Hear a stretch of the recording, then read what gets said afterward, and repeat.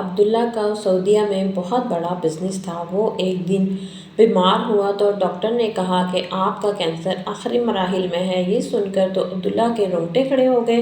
وہ باقی کے دن پاکستان گزارنے آ گیا اور اپنی ساری جائیداد وہ بیٹوں کے نام کرنے گیا تو راستے میں ایک فقیر بولا کہ اپنی زندگی چاہتے ہو تو سارے پیسے مدرسے کے بچوں میں بانٹ دو۔ تو عبداللہ اسے پاگل سمجھ کر گھر لوٹا تو بچے بہت تھے کہ ابا کے مرنے کے بعد جائیداد ہمیں ملنے والی ہے۔ اتنا سننا تھا کہ عبداللہ نے دل برداشتہ ہو کر ساری جائیداد مدرسے کے بچوں کو دے دی اور خود بھی ان کے ساتھ رہنے لگا۔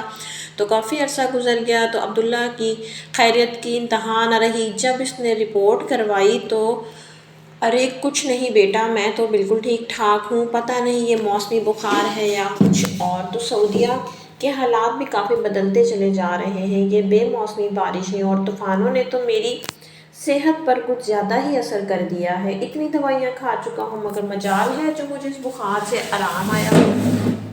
اندر ہی اندر جسم ہر وقت درد کرتا رہتا ہے۔ عبداللہ نیم دراز بیڈ پر بیٹھا اپنے ماتھے کو سہلاتے ہوئے اپنے بڑے بیٹے سلیم سے بات کرتے ہوئے بول رہا تھا۔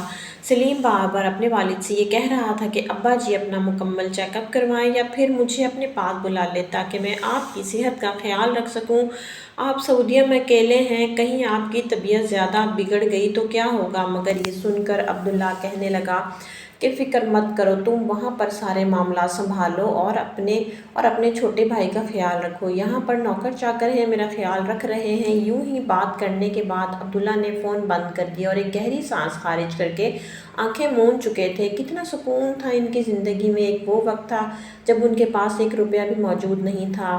جب وہ سعودیہ آئے تھے تو خالی ہاتھ تھے، اتنے پیسے بھی نہیں تھے کہ وہ کچھ کھا پی سکتے۔ یہاں تک کہ سڑک کنارے ایک بھکاری کے پاس ایک سوکھی روٹی دیکھی تو ان کے منہ میں پانی آ چکا تھا۔ عبداللہ کی بھوک کی یہ حالت تھی کہ اس سے رہا نہ گیا اور آنکھوں میں آنسو لیے وہ اس بھکاری کے پاس جا کر بیٹھ گیا۔ انتہائی التجائیہ لہجے میں کہنے لگا کہ دیکھو بھائی، میں پاکستان سے آیا ہوں اور میری یہاں نوکری نہیں لگ رہی، اگر ہو سکے تو تم مجھے تھوڑی بہت روٹی کھانے کو دے سکتے ہو، میں تمہارا احسان مند رہوں گا۔ 3 دن سے بھوکا ہوں، اب تو ایسے لگ رہا ہے جیسے میرا معدہ ہی مجھے کھائے جا رہا ہے۔ اس بھکاری نے ایک نظر عبداللہ پر ڈالی اور پھر آنکھوں میں چمک کے ساتھ لبوں پر ہنسی پھیلی تھی۔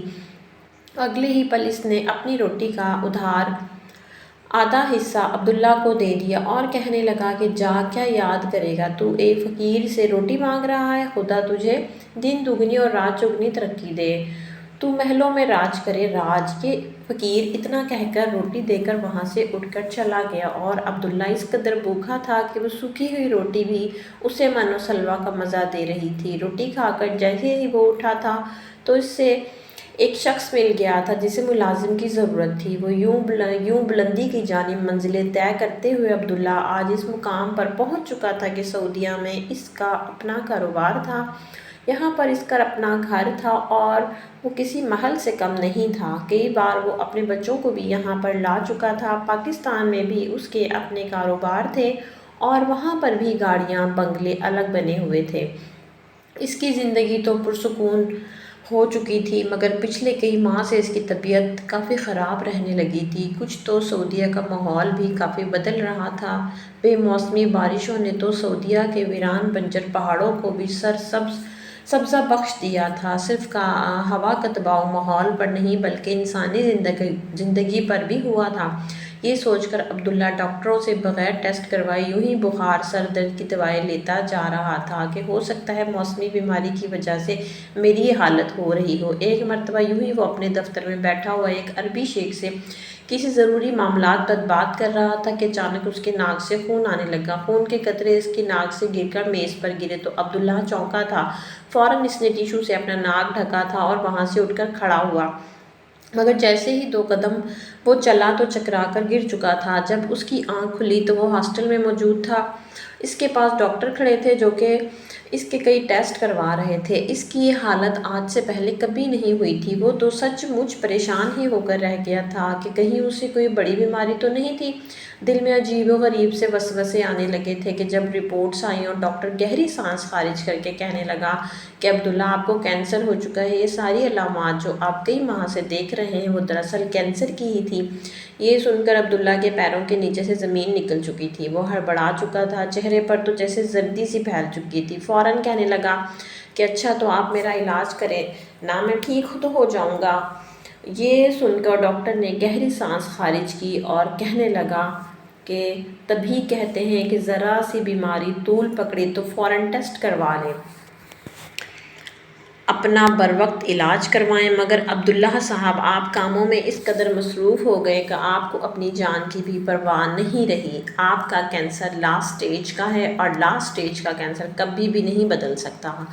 ہاں ہم آپ کو دوائیاں دے دیں گے مگر یہی بات سچ ہے کہ آپ چند ماہ تک مزید زندہ رہ پائیں گے، اس کے بعد جو ہوگا وہ خدا کی مرضی۔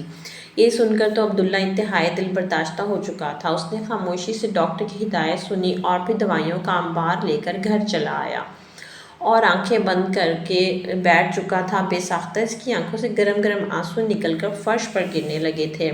اس نے تو کئی سپنے سجا رکھے تھے، 2 ہی بیٹے تھے اور ان کے ابھی تک اس نے اپنے بیٹوں کی خوشیاں تک نہیں دیکھی تھیں۔ وہ تو یہ سوچ رہا تھا کہ چند ماہ پہلے جائے گا اور اپنے بچوں کی بڑی ہی دھوم دھام سے شادی کروائے گا، مگر یہ کیا ہو چکا تھا، اس کی تو بیوی بھی موجود نہیں تھی، وہ بھی کچھ عرصہ پہلے ہی وفات پا چکی تھی۔ مگر اب اخراجات کے بعد اس کے بیٹوں کا کیا بنتا؟ اس کے بیٹے تو اس پر جان چھڑکتے تھے۔ وہ یوں ہی بیٹھا رو رہا تھا کہ جب موبائل پر گھنٹی بجی، دیکھا تو چھوٹے بیٹے کا فون تھا۔ عبداللہ سے تو فون ہی نہ اٹھایا گیا۔ اگر بیٹے سے بات نہ کرتا تو اپنے آنسو کیسے روک پاتا؟ اس میں تو ہمت ہی نہ تھی کہ وہ اپنے بیٹوں سے بات کر کے انہیں بتائے کہ اسے اتنی بڑی موذی بیماری لگ چکی ہے۔ پھر بھی جب بار بار بیٹے نے کال کی تو اس نے بڑی ہمت جمع کر کے اپنے آنکھوں میں آنسوؤں کو صاف کیا اور فون کان سے لگا لیا۔ بیٹے اس سے پورے دن کی مصروفیات کے بارے میں پوچھ رہا تھا اور پھر کہنے لگا کہ ابا مجھے 5 لاکھ روپے کی ضرورت ہے۔ دراصل ہم سبھی دوست گھومنے پھرنے کے لیے پاکستان کے مختلف سیاحتی علاقوں میں جا رہے ہیں اور آپ کو تو پتہ ہے کہ مجھے پھر پیسوں کی ضرورت ہوگی۔ یہ سن کر عبداللہ نے کہا کہ بیٹا جتنا دل چاہے لے جاؤ، سب کچھ تو تم لوگوں کا ہی ہے، تو میں نے سب کچھ تم لوگوں کے لیے ہی تو کمایا ہے۔ یہ سن کر چھوٹا بیٹا تو مسکرا اٹھا تھا، ابا کا شکریہ ادا کرتا فوراً کال کاٹ کر دی، اور عبداللہ کی آنکھوں سے آنسو روا تھے۔ وہ اندر ہی اندر پرسکون تھا کہ خدا نے اسے اتنا عطا کر دیا ہے کہ اس کی 7 نسلیں بھی آرام سے کھا سکیں گی، اسے کبھی بھی کسی چیز کی کمی نہیں آئے گی۔ اگر وہ ساری زندگی بیٹھ کر بھی کھائیں تو پیسے کبھی ختم نہیں ہوں گے۔ یہی سوچ کر عبداللہ کو اطمینان تھا کہ اب تو موت بھی آ جائے تو کبھی غم نہیں۔ ڈاکٹر تو صاف جواب دے چکے تھے کہ اب اس کا علاج ناممکن ہے، بس دعا ہی ہے جو اس کی قسمت بدل سکتی ہے۔ وہ زندگی کے آخری لمحات اپنے بیٹوں کے ساتھ گزارنا چاہتا تھا، ہمیشہ پیسوں کے چکر میں وہ ان سے دور رہا۔ یہی سوچ کر اس نے ایک روز اپنے بیٹے کو فون کیا اور پھر فون پر بڑی ہمت جمع کر کے بتا دیا کہ بیٹا مجھے کینسر ہے لاسٹ سٹیج کا، اور میں تھوڑے دن کا مہمان ہوں، بہت جلد خدا مجھے اپنے پاس بلا لے گا۔ یہ سن کر تو بڑے بیٹے کو چپ سی لگ گئی تھی، وہ دھاڑے مار مار کر رونے لگا تھا۔ اسے تو یقین ہی نہیں آ رہا تھا کہ ابا کی اتنی بڑی بیماری بھی ہو سکتی ہے۔ بیٹوں کو روتا دیکھ کر عبداللہ نے یہی کہا کہ دیکھو بیٹا، میری موت ایسے ہی لکھی ہوگی، مگر تم لوگ اپنی آگے کی زندگی کی فکر کرو۔ میں وہاں آ کر تم لوگوں کی خوشیاں دیکھنا چاہتا ہوں اور چاہتا ہوں کہ جلد سے جلد اس جائیداد کو تم لوگوں کے نام کر دوں، تم دونوں بھائیوں کے بیچ برابر کا بانٹ دوں اور پھر اپنی زندگی کے آخری لمحات تم دونوں کے ساتھ ہنسی خوشی گزاروں۔ یہ سن کر دونوں بیٹے ہی رو پڑے تھے، کہنے لگے ابا آپ جلد از جلد پاکستان واپس آ جائیں، ہمیں آپ کا انتظار ہے، بس آپ یہاں ہماری نظروں کے سامنے آئیں تاکہ ہمیں بھی سکون ہو۔ عبداللہ بھی اپنے بچوں کی بات سن کر جذباتی ہو چکا تھا، فوراً تمام تیاریاں مکمل کی اور جلد ہی پاکستان جانے کے لیے نکل گیا۔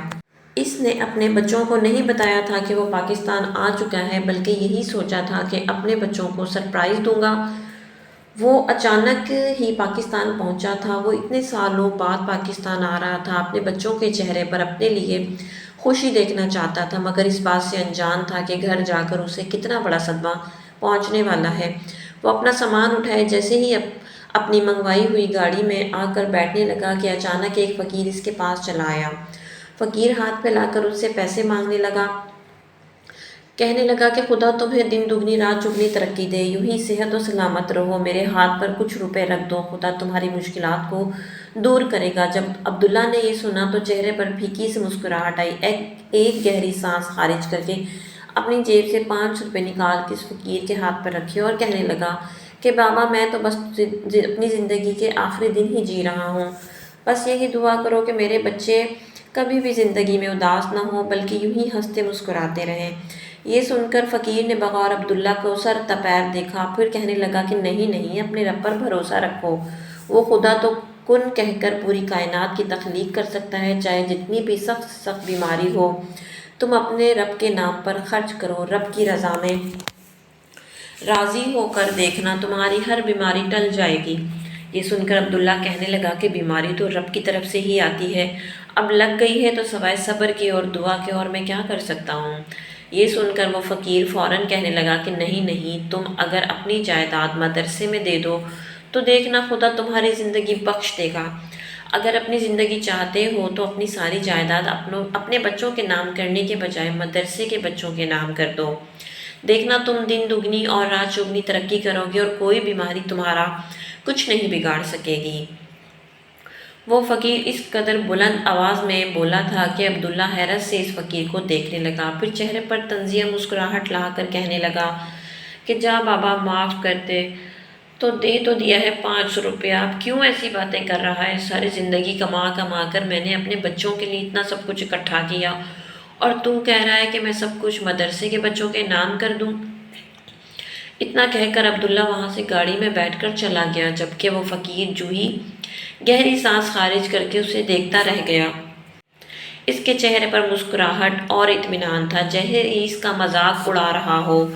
کچھ ہی دیر بعد عبداللہ اپنے گھر پہنچا تھا۔ گھر کے دروازے کے باہر پہنچ کر اس نے اپنا سارا سامان گاڑی سے اتارا اور دروازے پر دستک دینا چاہی، مگر دروازہ تو پہلے ہی سے کھلا ہوا تھا۔ اس نے سوچا یوں ہی بغیر بتائے اندر جاؤں گا تو بچے اچانک مجھے دیکھ کر خوش ہو جائیں گے۔ جیسے ہی اس نے دروازہ کھول کر اندر قدم رکھا تو گھر مکمل طور پر خاموشی میں ڈوبا ہوا تھا۔ یہ خاموشی اور سناٹا تو عبداللہ اب دور کرنا چاہتا تھا اپنے بچوں کی شادی کر کے۔ آنکھوں میں چمکتے ہوئے آنسو لیے وہ بیگ کو ایک جانب رکھتا بغیر چاپ پیدا کیے چلتا ہوا ٹی وی لاؤنج میں آیا تھا کہ تبھی اسے گھر سے ہنسنے کی آواز آ رہی تھی۔ وہ فلک شگاف کہہ کے اور آوازیں سن کر تو ایک پل کو عبداللہ کے قدم رکے تھے، آخر یہ کون تھا جو اس کے گھر میں اس قدر بلند کہہ کے لگاتے ہوئے ہنس رہا تھا؟ یہ آواز تو اس کے بچوں کی نہ تھی۔ اسے تو یہ گمان ہونے لگا کہ کہیں وہ کسی اور کے گھر میں ہی تو داخل نہیں ہو گیا، مگر یہ گھر تو اس کا اپنا ہی تھا۔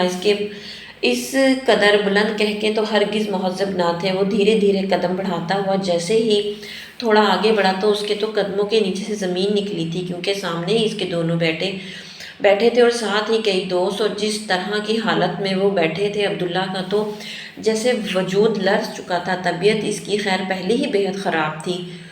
اس وقت وہاں پر 7-8 لڑکے موجود تھے اور ساتھ ہی پورے گھر کا بکھیڑا کیے ہوئے تھے۔ ان کے سامنے سیاہ کانچ کی کئی بوتلیں پڑی ہوئی تھیں، کوئی تو فرش پر ٹوٹ کر گری پڑی تھی، کانچ بکھرا ہوا تھا، اور سامنے ہی پیزا اور سٹیم روسٹ مرغی میز پر پڑی تھی۔ ہاتھ میں سگریٹ تھے اور گلاس میں شراب پڑی تھی۔ وہ لوگ سگریٹ بھی پی رہے تھے، شراب بھی ساتھ ہی پی رہے تھے اور ساتھ کھا بھی رہے تھے۔ سبھی قہقہے لگا کر باتیں کر رہے تھے، اور بات کا جو موضوع تھا عبداللہ تو شرم سے پانی پانی ہو چکا تھا۔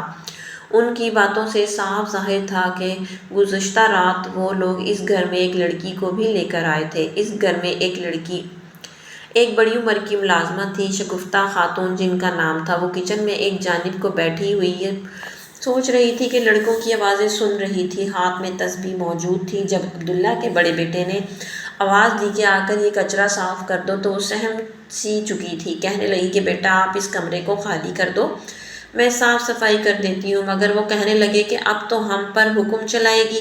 ارے تو ہوتی کون ہے؟ ہم سے کہنے والی، ارے اس گھر کی اور اس پوری جائیداد کے ہونے والے مالک تو ہم ہیں، ہم جلد ہی ہمارا بوڑھا باپ قبر میں اتارنے والا ہے، اور اس کے بعد تو یہ عیاشیاں دیکھنا کیسے عروج پر پہنچتی ہیں۔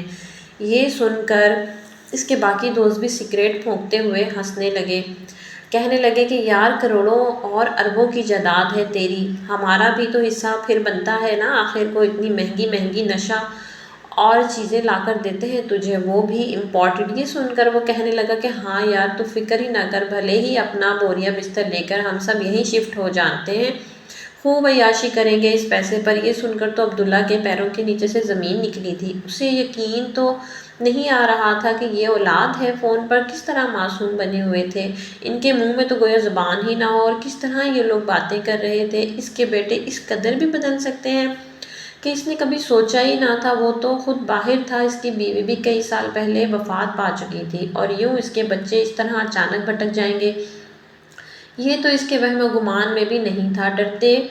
ڈرتے کام والی شگفتہ بیگم وہاں سے کچرا سمیٹنے لگے، مگر اس سے طنز اور غلط الفاظ کا سامنا کرنا پڑا تھا۔ وہ آنکھوں میں آنسو لیے وہ کچرا سمیٹتی وہاں سے جا کر دوبارہ کچن میں بیٹھ چکی تھی، مگر ایک گہری سانس خارج کر کے اس نے سامنے دیوار پر لٹکی ہوئی تصویر کو ضرور دیکھا تھا، جس میں عبداللہ اور اس کی بیوی کھڑے مسکرا رہے تھے۔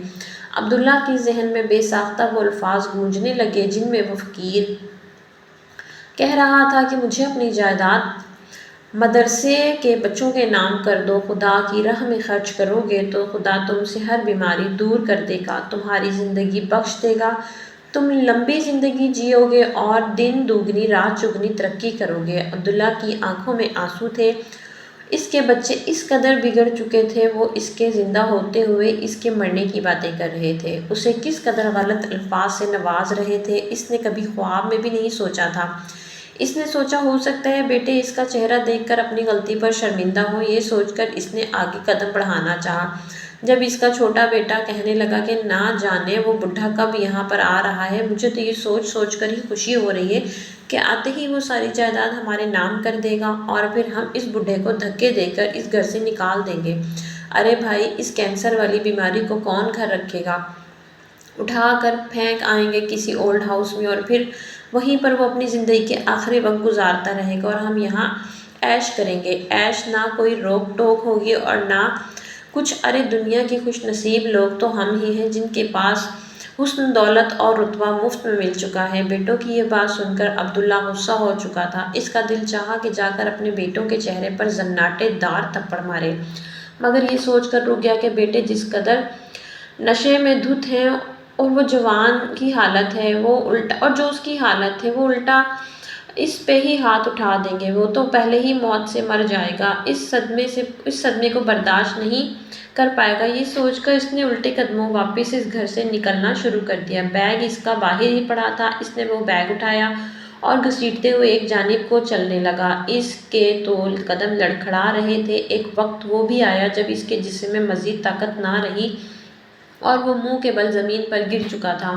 آنکھ کھولی تو ایک مرتبہ پھر ہسپتال تھا، اس کا جگر کٹا تھا، کہنے لگا کہ کاش میری آنکھ قبر میں کھلتی، ہر سو اندھیرا ہوتا اور بس صرف میں ہی میں ہوتا، مگر نہ جانے ابھی مرنے سے پہلے اور کتنی اذیتیں دیکھنی تھی۔ وہ بیٹھا تو ڈاکٹر نے اسے بتایا کہ آپ کے کچھ ٹیسٹ کرنے ہوں گے، آپ کی طبیعت بے حد خراب ہے، مگر عبداللہ نے فوراً منع کر دیا اور کہنے لگا کہ نہیں، مجھے لاسٹ سٹیج کا کینسر ہے اور مجھے اب اپنا کوئی علاج نہیں کروانا، ایسی زندگی سے تو موت اچھی ہے۔ اتنا کہہ کر اس نے ڈاکٹر سے خود کو دور کیا اور اپنا بیگ لے کر ایک مرتبہ پھر اسی راستے پر چل نکلا جہاں پر فقیر تھا۔ وہ فقیر وہیں پر بیٹھا جیسے اسی کی راہ تک رہا تھا۔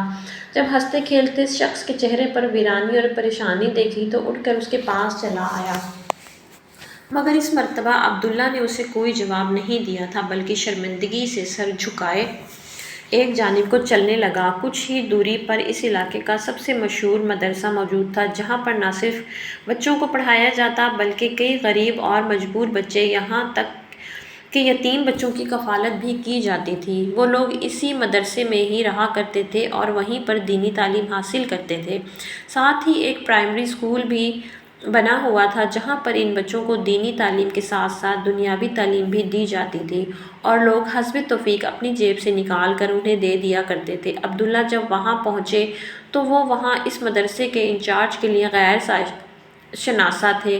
وہ ان سے سوال کرنے لگے، محترم، آپ کو پہلے تو یہاں پر کبھی نہیں دیکھا، آپ کہاں سے آئے ہیں؟ تو عبداللہ گہری سانس خارج کر کے کہنے لگا کہ دراصل میں یہاں کے بچوں کے لیے کچھ امداد کرنا چاہتا ہوں۔ میں چاہتا ہوں کہ ان کی پرورش بالکل اپنی اولاد کی طرح کروں، مگر انہیں کبھی ویسا نہ بننے دوں جیسے میری اولاد تھی۔ یہ سن کر وہ مولوی صاحب خوش ہوئے تھے، مگر ان کی عبداللہ کی باتیں سمجھ نہیں آئیں۔ کہنے لگے کہ آپ کو جو حسب توفیق اس مدرسے کو دیں۔ اتنا سن کر عبداللہ نے اپنے پاس موجود جائیداد کے سارے کاغذات نکالے اور نکال کر ان کے سامنے رکھ دیے۔ کہنے لگے کہ میں اس جائیداد ان بچوں کے نام کرنا چاہتا ہوں، صرف اتنا ہی نہیں، میں مدرسے کو اس علاقے کا سب سے بڑا مدرسہ بنانا چاہتا ہوں۔ یہاں پر اس پرائمری اسکول کو ایک بڑے اسکول اور کالج میں بھی تبدیل کرنا چاہتا ہوں۔ صرف اتنا ہی نہیں، بچوں کے لیے نہ صرف معیاری تعلیم بلکہ مستحق بچے بچیوں کی شادیوں تک کا سارا خرچہ میں خود اٹھاؤں گا۔ یہ سن کر تو انچارج حیرت میں مبتلا ہو چکے تھے۔ وہ اس قدر کروڑوں کی جائیداد دیکھ کر تو اش اش کر اٹھے تھے۔ عبداللہ نے اپنا سب کچھ ان بچوں اور مدرسے کے نام کر دیا تھا۔ خود بھی وہ وہیں رہنے لگا۔ وہیں دوسری جانب اس کے بچوں نے اپنے والد سے رابطہ کرنے کی کوشش کی، مگر جلد ہی ان تک بھی نوٹس پہنچ گیا کہ ان کے باپ نے انہیں اپنی جائیداد سے آگ کر دیا اور اپنا سب کچھ مدرسے کے بچوں کے نام کر دیا ہے۔ تو بچے تو بلبلا اٹھے تھے، جب جیب میں تو پھوٹی کوڑی نہیں تھی، یوں یہ بھی پتہ چلا سکی کہ آخر ان کا باپ کہاں ہے۔ وہیں ان بچوں کے ساتھ رہتے ہوئے عبداللہ کو 5 سے 6 ماہ گزر چکے تھے، مگر ابھی تک وہ صحت یاب تھا اور ایک روز یوں ہی اسپتال گیا اور جا کر اپنے ٹیسٹ کروانے لگا کہ نہ جانے کتنی مدت مزید باقی ہے۔ مگر جب اس کے ٹیسٹ کی رپورٹ سامنے آئی تو یہ دیکھ کر اس کی حیرت کی کوئی انتہا نہ رہی تھی کہ اس کا تو کینسر جڑ سے ہی ختم ہو چکا تھا۔ وہ تو بالکل صحت یاب تھا اور یہ بات کسی معجزے سے کم نہ تھی۔ اسے تو یقین نہیں آیا تھا، روتے ہوئے وہیں سجدے میں گر گیا۔ اسے اس فقیر کی بات یاد آ رہی تھی، ارے اس فقیر کو کتنا یقین اپنے رب پر، اس نے اپنا سب کچھ لٹا کر اپنا رب پا لیا تھا، اس کے رب نے اسے نئی زندگی لوٹا دی تھی۔ کتنی ہی دیر تک وہ روتا رہا، ایک سکون سا تھا جو اس کے دل میں اتر چکا تھا۔ وہ اگر چاہتا تو دوبارہ سعودیہ جا کر اپنا بزنس بحال کر سکتا تھا، مگر اس نے ایسا نہیں کیا، بلکہ وہ وہیں رہ کر اپنا کاروبار کو وسیع کیا اور اسی غریب بچوں کی تعلیم دیتے ہوئے